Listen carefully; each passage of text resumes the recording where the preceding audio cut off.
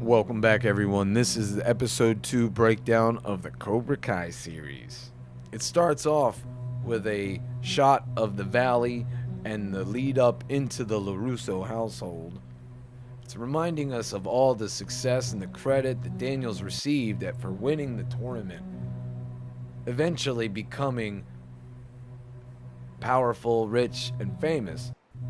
He wakes up with his wife, safe and sound, sleeping, going in through the motions of breakfast and espressos and dancing up to the auto dealership, enjoying his life. Everything is all hunky-dory until driving home that night, he looks over his shoulder and he's faced with the hard truth and the reality that the Cobra Kai dojo is now open again for business.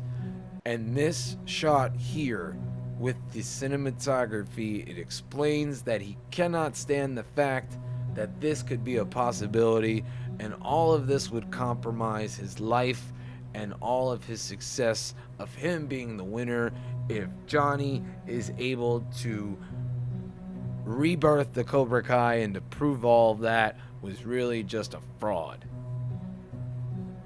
So Johnny's beginning his training with Miguel the next scene in the dojo, and he uses the same line as Sensei Kreese: fear does not exist in this dojo.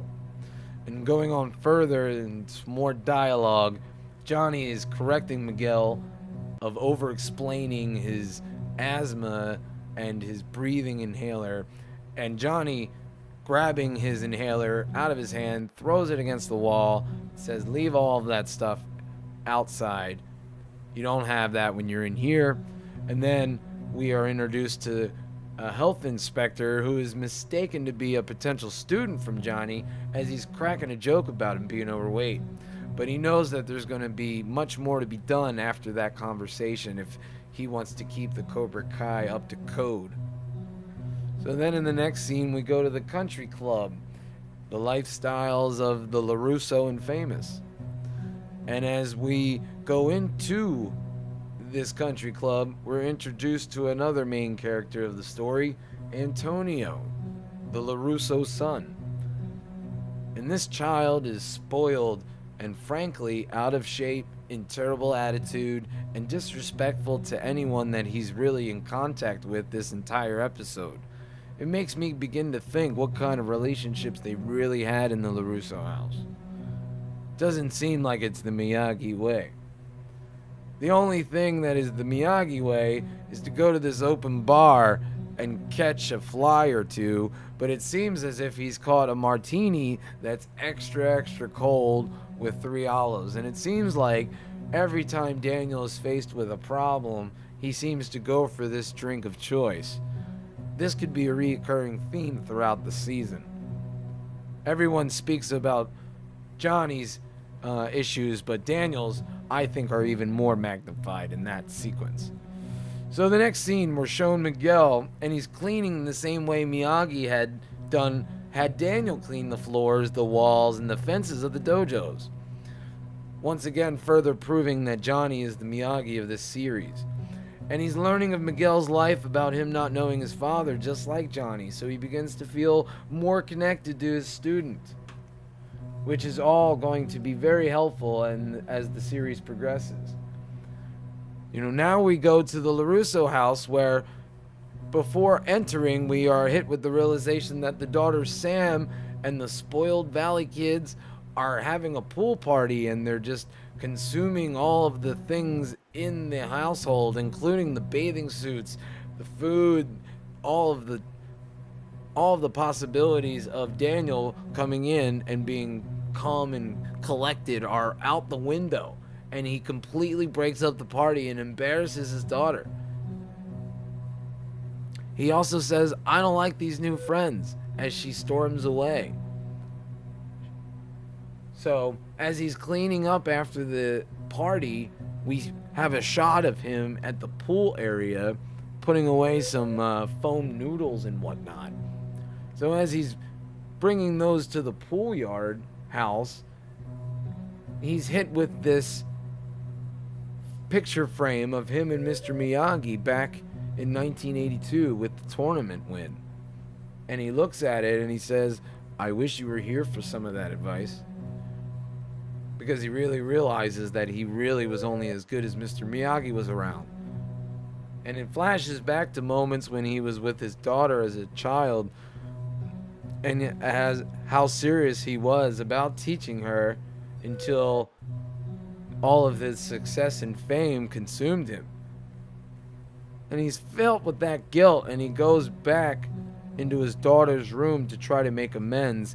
And as his daughter and the girls are bragging about the deer crash that they had, she's hit with the question of asking of Kyler to come over for Friday family dinner, and she agrees. So the next scene, we go to the cafeteria in the high school, and Miguel begins to meet two more characters in the story, Hawk and Dimitri.